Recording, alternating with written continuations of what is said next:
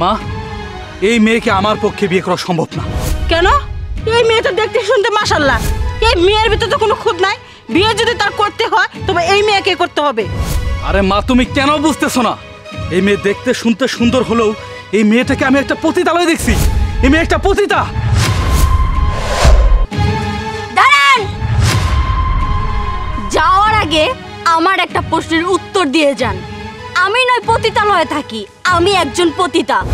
আপনার ছেলে কেন পতিতালয়ে গিয়েছিল?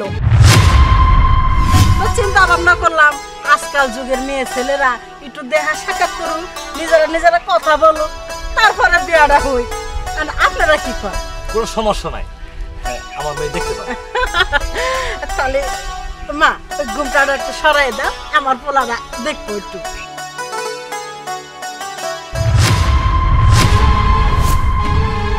মা, এই মেয়েকে আমার পক্ষে বিয়ে করা সম্ভব না। কেন? এই মেয়ে তো দেখতে শুনতে মাশাআল্লাহ, এই মেয়ের ভিতরে তো কোনো খুঁত নাই। বিয়ে যদি তার করতে হয় তবে এই মেয়েকে করতে হবে। আরে মা, তুমি কেন বুঝতেছো না? এই মেয়ে দেখতে শুনতে সুন্দর হলেও এই মেয়েটাকে আমি একটা পতিতালয়ে দেখছি। এই মেয়ে একটা পতিতা।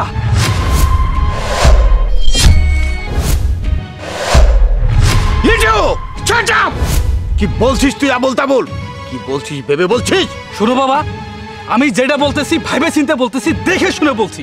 শোনো, আমি এই মেয়েটাকে পতিতালয়ে দেখছি, একটা পতিতা মেয়ে।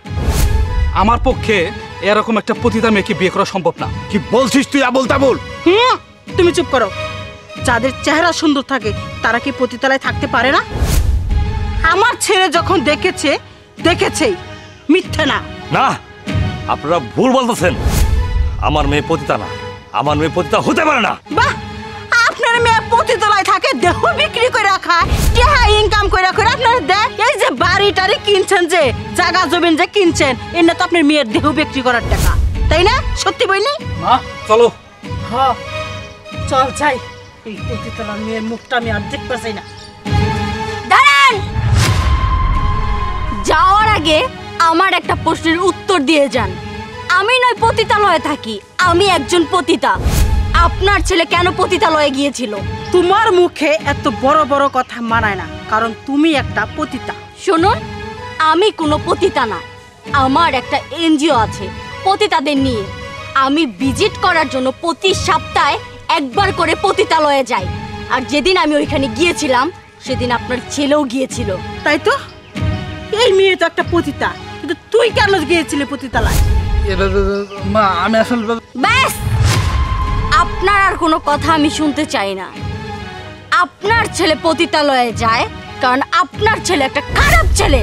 সে যদি ভালো ছেলেই হতো তাহলে পতিতালয়ে যেত না। আর সেইখানে দেখে আপনার ছেলে ভেবেছে আমি একজন পতিতা। আসলে যার মন মানসিকতা যেমন, সে তো ঠিক তাই ভাববে, তাই না? আপনারা যেন একটু আগে কি বলছিলেন যে আপনার ছেলের সাথে আমার বিয়ে দেবেন না। এখন আমি আপনাকে বলছি, আপনার ছেলেকে আমি বিয়ে করব না। এখান থেকে চলে যান, চলে যান এখান থেকে। চুপ চুপ করা। বেয়াদবের বাচ্চা, বেয়াদব। কি করেছিস তুই? হ্যাঁ, তোমার আজকারা পেয়ে আজকে ছেলেটা বাদল হয়ে গেছে।